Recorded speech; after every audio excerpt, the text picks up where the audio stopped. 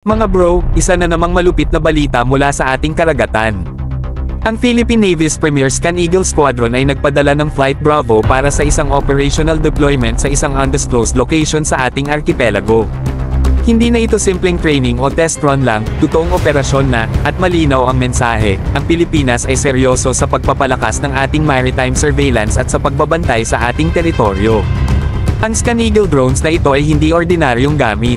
US donated sila, pero sa kamay ng ating Navy, napakalaking multiplier effect ang dala nila. Sa panahon kung saan halos lahat ng banta ay nagsisimula sa laot, mula illegal fishing, smuggling, hanggang sa harassment ng mas malalaking bansa, game changer ang pagkakaroon ng mata sa langit na kayang magbantay 24/7 nang hindi napapagod. Mga bro, tandaan natin, ang tunay na laban ngayon ay hindi lang sa mismong putukan. Ang information dominance o ang kakayahang makita, matrack, at maunahan ang galaw ng kalaban ang tunay na sandata. At dito pumapasok ang Scan Eagle Squadron ng Navy, nagbibigay ng real-time data, situational awareness, at intelligence na pwedeng gamitin para gumawa ng mabilis at tamang desisyon.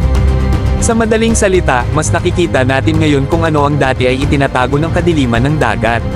Sa West Philippine Sea, kung saan araw-araw tayong hinahamon ng mas malalaking puwersa, napakahalaga ng role ng mga unmanned systems. Imbes na basta maghintay ng ulat mula sa ibang bansa, ngayon, tayo mismo ang may kakayahang mag-verify at mag-document ng anumang insidente. At kapag may sariling ebidensya tayo, mas may bigat ang boses ng Pilipinas sa international arena. Dito na pumapasok ang talagang power ng Scan Eagle Squadron.